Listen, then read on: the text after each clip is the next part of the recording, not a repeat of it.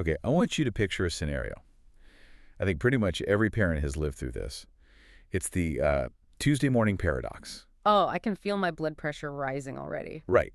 You're standing in the kitchen at 7:45 a.m. The bus is coming in like 10 minutes, and you're just staring at your child. But here's the thing. Just last night, the same child sat at the dinner table and explained, I don't know, the entire plot of a complex sci-fi movie. Or maybe the process of photosynthesis. In excruciating In detail. perfect, excruciating detail. They were articulate, they were bright, engaged, clearly, a very smart kid. Like a tiny professor. Exactly. But now, it's Tuesday morning, and Yeah. that same kid is just frozen in front of their backpack. They look totally baffled by the idea of putting a lunchbox inside it. It's like they've never seen a zipper before. Or it's the homework battle. They promise they'll start at 5, and you walk in at 6, and they're just holding a pencil, staring at a blank page like it's some kind of alien artifact. That is the classic disconnect. It creates this real cognitive dissonance for a parent. It is maddening. And that internal monologue is always, you are smart enough to understand biology, so why are you acting like you can't pack a bag? It feels like a choice. It feels personal. Like, is it laziness, defiance? Are they just messing with me? Yes. But that's the core of what we're unpacking today. What if that gap, the one between knowing photosynthesis and packing a bag, has almost nothing to do with attitude? What if it's a mechanical issue? Mechanical gap. That's a perfect way to put it. So that's our mission for this deep dive. We're digging into Executive Functioning Made Simple for Parents by Versayle. We've pulled it all apart to move past that frustration of why won't they just do it? And actually look at the machinery, the how. To do that, we have to make a really hard shift, right? We have to stop looking at their intelligence, their IQ, and start looking at their management system. Because they're two completely different departments in the brain. So let's start with the big one, executive functioning. I'll be honest, it sounds so corporate, like something a CEO does. Well, it's actually a great name because it's exactly what a CEO or maybe a manager does. The source material uses this metaphor that I think is the gold standard for understanding this. Imagine the brain is a busy airport. Okay, like O'Hare.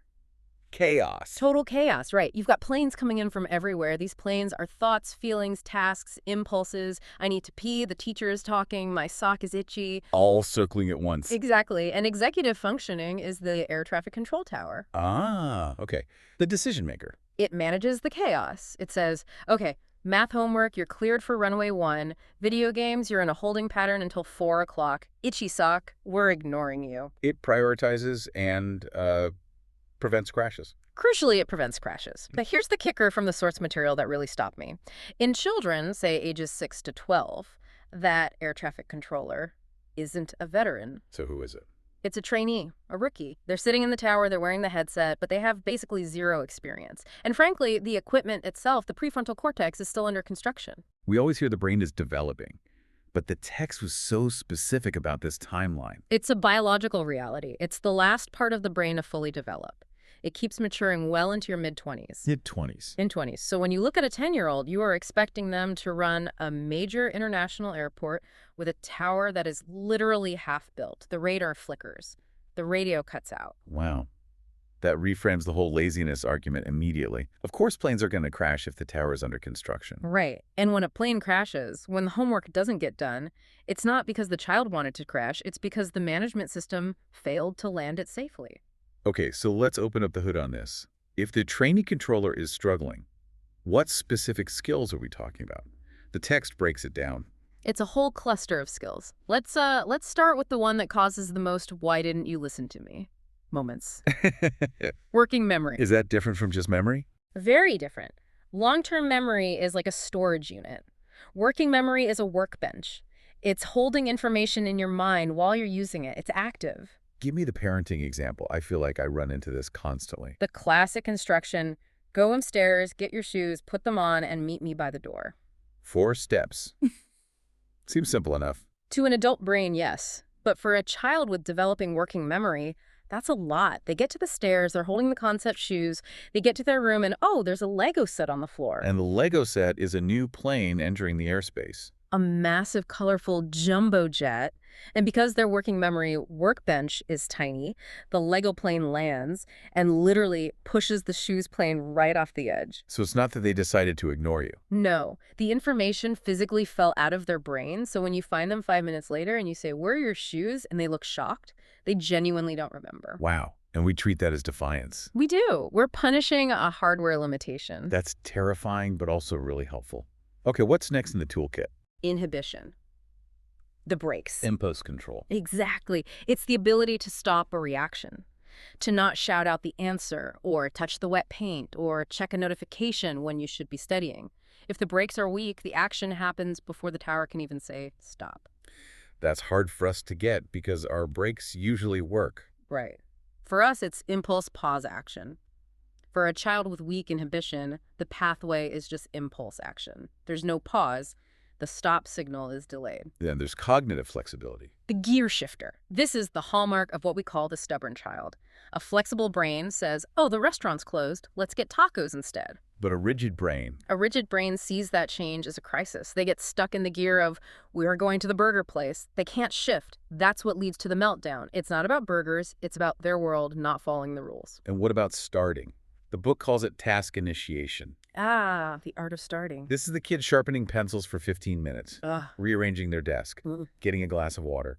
We see stalling, procrastination. But the source material frames it as inertia. Think about physics. The energy it takes to get a heavy object moving from a dead stop is huge. For some kids, the neurological energy to just start is enormous. They're stuck in the glue. They're stuck. They want to do it, but they can't bridge that gap. This brings up the biggest question for me, the inconsistency puzzle.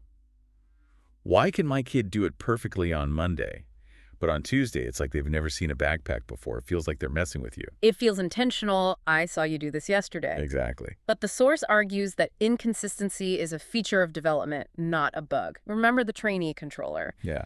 On Monday, the trainee was well rested, had a good breakfast, the airport was quiet, they landed the planes. But Tuesday? Maybe they're tired or worried about a test or the tag on their shirt is itchy. And that little bit of extra stress just tanks the whole system. The trainee gets overwhelmed. The skills flicker. Expecting 100% consistency from a developing brain is like expecting a toddler to walk without ever stumbling. When stress goes up, executive function goes down. That's actually a relief to hear. Yeah. But it brings up school. The text talks a lot about the knowing-doing gap. Knowing it, but not showing it. This is where so much friction with teachers comes from. Right. The parent says, he knows his multiplication tables. We did them last night. And the teacher says, well, he turned in a blank quiz. So what's happening in that gap? It's all about cognitive load. At the dinner table, the environment is safe, pressure's low, the controller is calm, he can easily pull the math facts file. But the classroom is a different story. The classroom is a storm. Social pressure, sensory noise, the motor skill of writing, all of that consumes executive resources. So the controller is so busy managing everything else, there's no bandwidth left for the math. The working memory is maxed out. They literally can't access what they know. The file cabinet is locked because the building is on fire. Which explains why the broken record parenting style is so useless. I told you 5 times. If you tell a child 5 times to pick up their socks, we assume they're not listening. But scientifically, verbal reminders rely on working memory. The very thing that's weak. You're pouring water into a bucket with a hole in it and getting mad that it's empty. And this is the really provocative part. If you're always the one reminding them who's doing the executive functioning, You are. you're their external hard drive. You're not building their internal system. You're just renting them yours. Okay, so that leads us to the solutions. If nagging doesn't work, what does? The text introduces this idea of scaffolding. Right, from the psychologist Vygotsky. The idea is simple, but so powerful.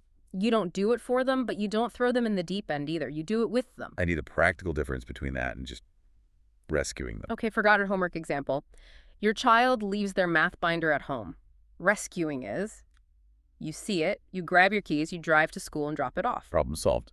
No 0 on the grade. Immediate problem solved, but what did the child learn? That someone will always bring my homework. That the magic homework fairy exists? That's rescuing. It helps now, hurts later. So what's scaffolding in that moment? Scaffolding is what happens after. That afternoon, you sit down together, you say, hey, that binder got left behind. That was a bummer. Let's figure out a system so it doesn't happen tomorrow. You build a tool. You build a tool together, a checklist. a neon sticky note on the door. You're building the ramp so they can get up it themselves next time. This gets to the idea of externalizing the brain, making the control tower visible. Exactly. If working memory is the bottleneck, stop using it. Use a visual. A checklist doesn't get distracted by Legos. The text also talked about visuals for time, that children don't feel time. They really don't. We have an internal clock. We feel what 5 minutes is like. To a child, 5 minutes is just an abstract phrase. It means nothing. So saying hurry up 5 minutes is just noise. Pretty much. That's why the text loves visual timers, the ones with the red disc that physically shrinks. It turns invisible time into a physical object they can see disappearing. That's so simple, but it makes perfect sense. Yeah. It creates urgency without you having to yell. It shifts the bad guy role. The clock is the one running out of time, not you. You can be on their team against the clock. It totally changes the dynamic. I love that. And what about the environment, the launch pad? Oh, this is essential. A designated spot by the door, everything for tomorrow bag, shoes, coat lives there. It removes the morning scavenger hunt. So a lot of this is just reducing friction, lowering the cognitive load. You're clearing the runway so the trainee controller has a fighting chance to land the plane. Let's talk about the actual doing of tasks. The book says saying clean your room is a recipe for disaster. It is. Clean your room isn't a task. It's a massive, undefined project. A child walks in, sees the mess, and their brain just shuts down. So what's the alternative? Microtasking. You don't say clean the room. You say, first, put all the clothes in the hamper. One specific action. When that's done, okay, great. Now put the books on the shelf. You're acting as their external executive function. And then there's initiation. We talked about inertia. How do you break it? The just do one strategy is so powerful. Don't say write your essay. Say just write the first sentence. You lower the barrier to entry. So low they can't say no. And once they start, momentum often takes over. But there's another one called body doubling that I think is like magic. I've heard of this for adults with ADHD. Works for kids, too. For everyone. It just means having another person in the room while you work. They don't help. They don't teach. They just exist. Right. You sit nearby and read a book or answer emails. Why does that work? It sounds too simple. It's co-regulation. It anchors them. Your calm nervous system helps regulate their nervous system. It signals that this is a safe, focused space. Your quiet presence is the scaffold. So I don't need to hover over them. Please don't. Just be there. Be the anger. Okay, then phase 3, finishing. Done is a tricky concept. It is. Kids rush to escape the discomfort. They'll say, I'm done, but their name isn't on it. They skipped a question. Fake done. Right. So you have to define done. Create a finishing checklist. Is my name on it?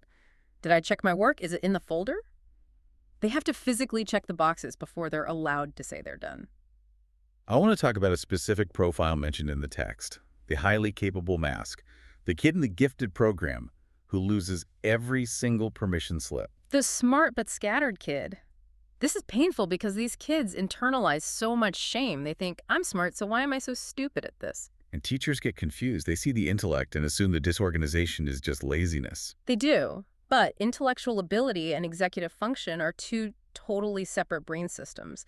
You can have a Ferrari engine, that's the high intellect, and bicycle brakes. A Ferrari with bicycle brakes, that is a dangerous combination. But it explains the behavior, doesn't it? It's a mismatch, not a character flaw. This also connects to the perfectionist kid, what the text calls perfectionism paralysis. Yes. This is when procrastination is really just anxiety in disguise. The child doesn't start because they're terrified it won't be perfect. So they wait until the last minute. That seems counterintuitive. It's self-preservation. If they do it at the last minute and it's bad, they have an excuse. Well, I only had one night.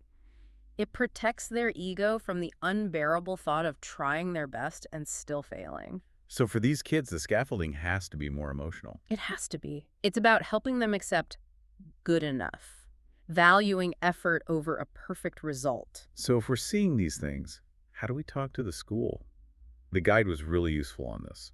The key takeaway is don't use labels, describe behaviors. What does that sound like in practice? Instead of saying, I think he has executive dysfunction, which can sound defensive, you say, he really knows the math concepts when we talk about them, but he struggles to get them written down on the paper. It's specific, observable. It invites the teacher to problem solve with you, rather than debate a label. You focus on that gap. Here's what he knows, here's what he shows. How can we bridge that together? It turns the teacher into an ally. Exactly. You're on the same team. As we wrap this up, the source material really emphasizes that this is a long game. It's the most important reminder. Brain development is a marathon, not a sprint. You aren't going to fix this with a new chart in 1 week. And there was a note on parental self-compassion that I think we all need to hear. Oh, yes, because this is exhausting work.